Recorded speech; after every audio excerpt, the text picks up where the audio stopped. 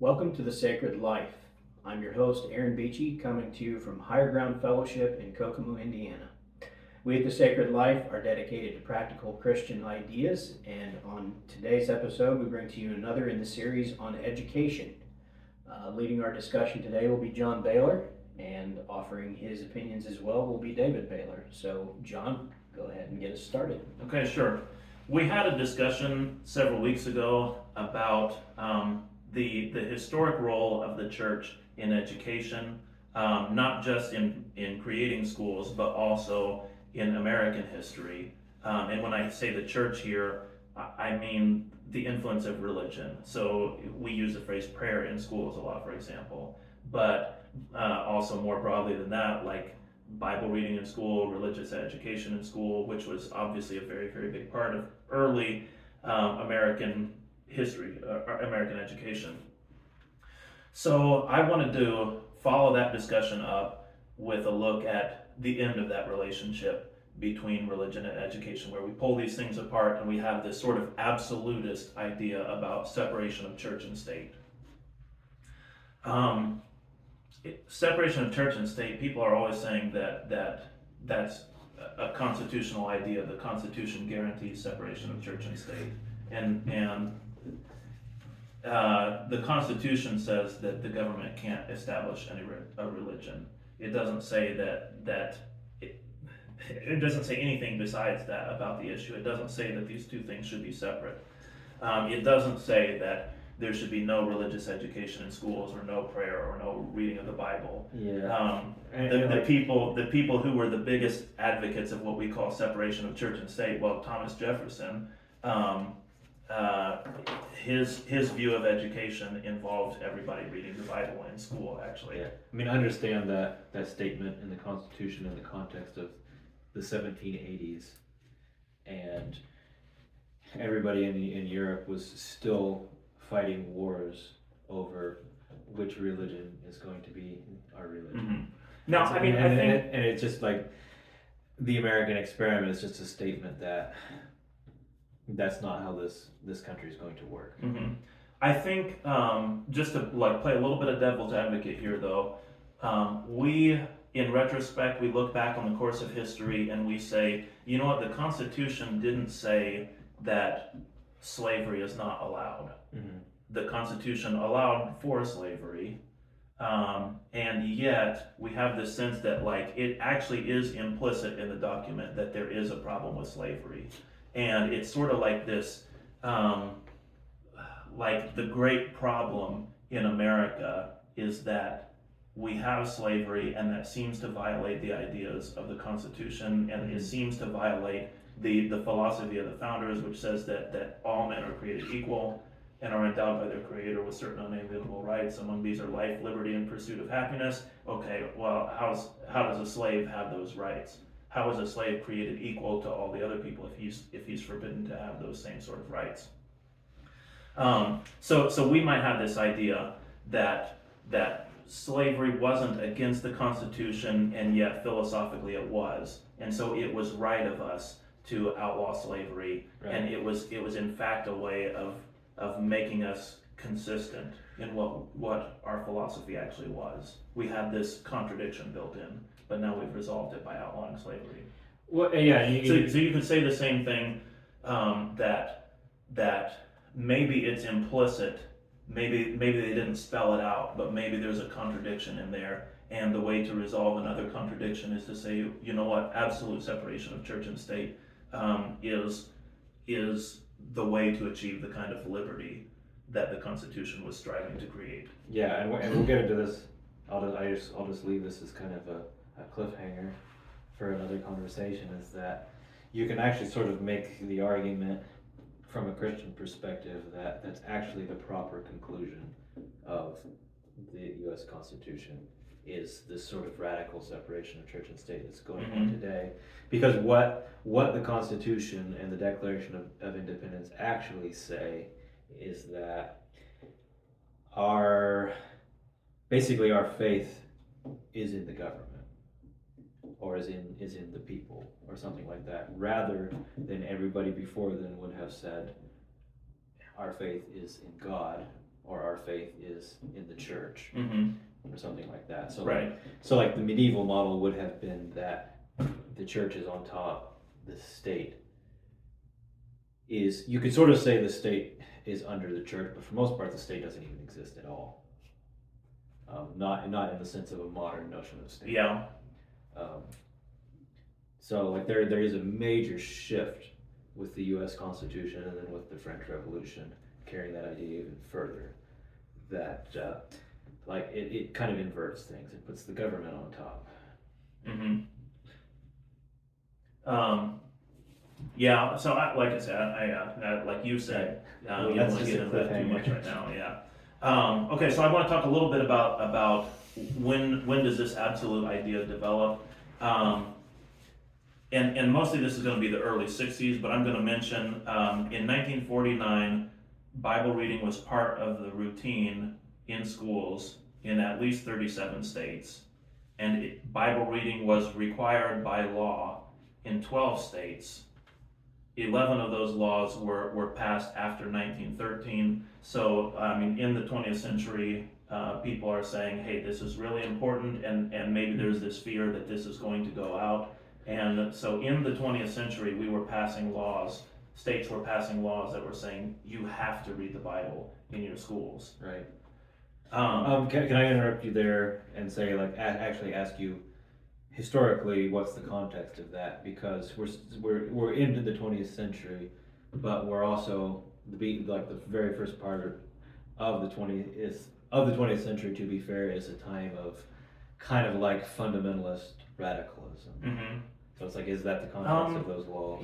That's a good question because that's also the era of prohibition. It is also an era of like a strong push towards secularization in education, which we would have people, educators and education reformers in the mid and late 1800s who would have this utopian vision of a purely secular education. And so in the early 1900s, people are definitely going to be reacting against that and saying, no, this utopian vision that you have is not good and we don't want it here. So we're going to make it a law that you have to read the Bible. Now, were those people fundamentalists that were doing the pushing back? They probably were. Right. Those were, I don't want to say the people that had the power at the time, but those are the people that, like, they had the momentum. Well, I mean, and that's just, like, I would just see that as being part of the context, like the broader context of fundamentalism and generally being a reaction to, like, late 19th century utopianism. Right. And scientism. Yeah. So probably what you're saying, I would assume, would be accurate. Right. And also the solution to the secular threat would be like, let's just make a rule where everybody has to do what we want them to do. We'll see that's highly effective. Yeah, right. Okay, so in 1960, 42% of school districts tolerated or required Bible reading. 50% reported some form of daily devotional exercise. So that's 1960. That's half of the schools either tolerating or requiring the Bible or having some sort of devotional activities as a part of their public education. The most significant Supreme Court case against, we'll say, prayer in schools, because the battleground really was prayer more than Bible reading. Although the Bible reading is also mostly going to be thrown out. I guess in a sense, you can still get away with reading the Bible in a public school, but you have to do it in a secular way. Yeah. But anyways, I don't want to slice those hairs right now. So prayer was really much more the battlefield. Well, I would just say to that Bible reading without prayer is a secular activity. Yeah. Even if you think you're a Christian. So 1962, the New York Board of Regents recommended a prayer for its school districts. And again, their school districts are already praying in schools, or half of the schools in the country are at least claiming that they do something like that. But this Board of Regents recommended a prayer. The prayer was, Almighty God, we acknowledge our dependence on Thee, and we beg Thy blessings upon us, our parents, our teachers, and our country. The Supreme Court case was Engel versus Vitale. Stephen Engel was Jewish, and he was the one that led the campaign against this prayer. So this was somebody from I mean, in a sense, I don't think there's anything not Jewish about that prayer, actually, but it was still like, here's Christians recommending a Christian prayer in their schools, and that doesn't jive with my culture and with my beliefs, so I don't want those people guiding my kids through that, which I think you have to be sympathetic with the guy's argument there. If you've got your kids and they go to a school and there's somebody from some other religion that says, okay kids, pray with me, here's how we're going to pray, then that would be a point of concern for you as a parent. Yeah, but there again, the Mennonite in me creeps up and says like, well, I mean, the solution is the one that we use, which is like, you people are going to do your thing, and that's fine. You're free to do your own thing, and if that's the majority of the country, like, and we're a small minority, like, okay, we'll separate ourselves off into, like, work together and create an environment that fits our needs. Mm-hmm. I mean, I can see the shortcomings of that for different people, but like, still, like, this idea that if something offends somebody, that you have to get rid of it. It's like, this is just a dumb idea. Yeah, so this is going to come into play. So that was like a turning point case, and there were many other cases following that. In the next year, the Lord's Prayer was outlawed in schools, and you just get like more and more cases that follow after that. Again, that was 1962 case. All these other cases that follow after are restricting prayer in schools, restricting religious activities in schools, and they get to the point where you're not only outlawing people from having mandatory prayers, but there are court cases ruling against people doing voluntary prayers, because if you have a voluntary prayer, then the students who don't participate in it will feel like they're outsiders. And so that's similar to what you were saying about being offended, like, because somebody's feelings were hurt, then you're not allowed to do this, which like, therefore you actually can't do anything. I mean, there's nothing you can teach that you're guaranteed to not hurt somebody's feelings or offend somebody. I mean, as we're finding out, like, you can't even teach math without somebody claiming like, well, that's math is masculine, and trying to teach math is somehow anti-woman or something like that. Like, somebody's going to get offended at just the traditional teaching of math. Well, so, you know, I mean, if you refer to the good and plenty clause of the Constitution, which says that if someone's offended, that nothing can be done, then those are correct rulings, right? Well, that's as valid a constitutional interpretation as separation of church and state. Right. Yeah, so it is true that the idea of somebody being offended by something doesn't work that well, and you know, I mentioned the alternative to all this is basically like radical political views are going to take over education, which do hurt people's feelings, and they do offend people. Mm-hmm. So like the replacement doesn't solve the problem of people being offended or people feeling left out or any of that. Right? Well, like it's as simple as, like, to me, it's as simple as a society has to have a unifying core principle and ideal, right? Or else it cannot function. And if that's true, there are always going to be people that don't fall in line with it. There's always going to be people outside of it and on the margins. Mm-hmm. And there's always going to be people that are contrary to it. And that's actually part of the functioning of a healthy society, is that it's both has an ideal unification, but also has people that are outside of it. You know, and like since you say that, and we'll get into this idea in another discussion, but since you say that, those people on the margins that, you know, I mean, like right now, you're if somebody's on the margin, you're not only supposed to feel like, oh, it's too bad that they're there, but you're supposed to like try to move them and make them the centerpiece of the whole society. Yeah. You didn't just make other people the margin. Right. Yeah. What you end up doing. Yeah. But what I was going to say was that Oftentimes, the people who are on the margin are the Mennonites. Yeah.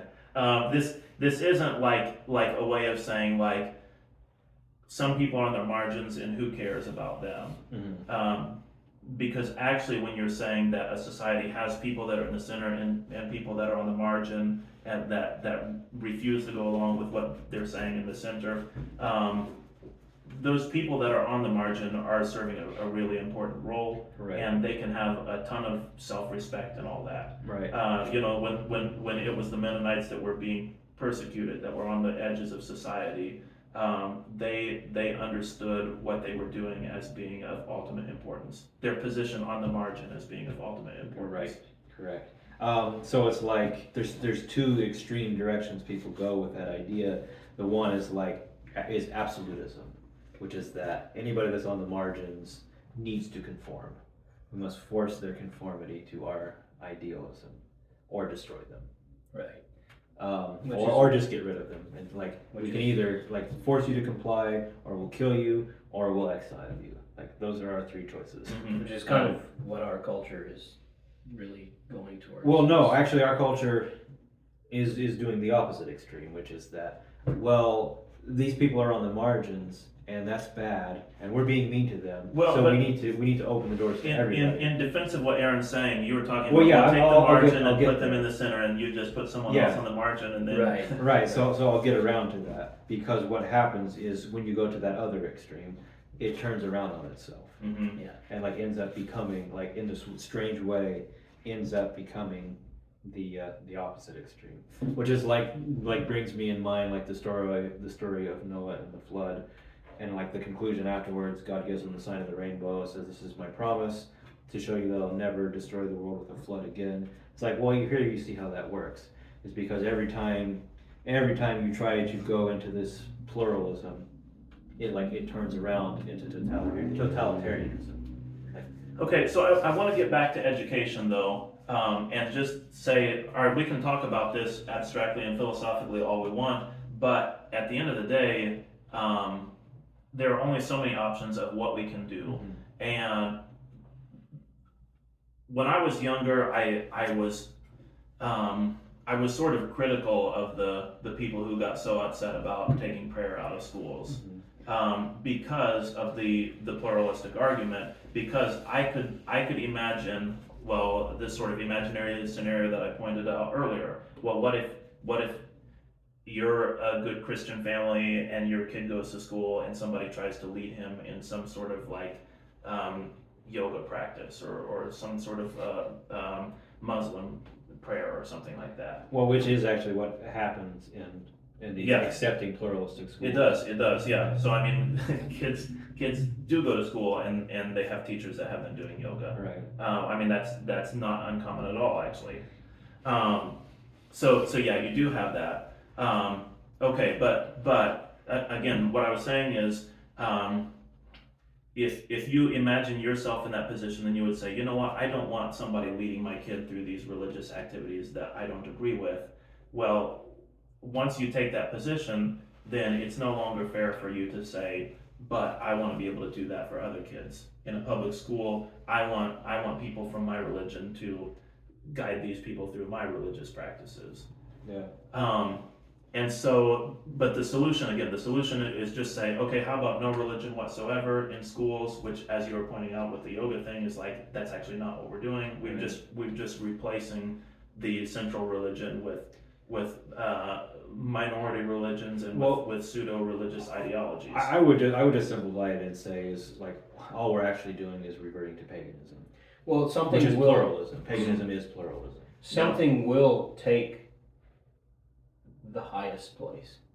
Well, sort of. So, the defining characteristic of paganism is actually that you don't have anything in the highest place. Yeah. Because paganism almost universally has this, I know this is kind of abstract again, but paganism almost universally has this idea that there actually is a single supreme God. It's just that it's inaccessible. And so we're left with pluralism. Well, I guess I would make the argument that in our culture, self has taken the highest place. Mm-hmm. That is what is placed above all, is the individual. Yeah, right. Okay, Okay, well, so I do want to consider. I know you're trying to cut off. Go ahead. Looking at the time over go here. ahead. We got a little. But bit. okay, so we've got the one option, which is say, the ideal would be a totally secular education and no religion whatsoever, and we just teach people the subjects. A couple of problems with that. One is to some degree subjects aren't teachable without religion. If you're dealing with art and music and literature. I'll just speak from literature because I'm an English teacher.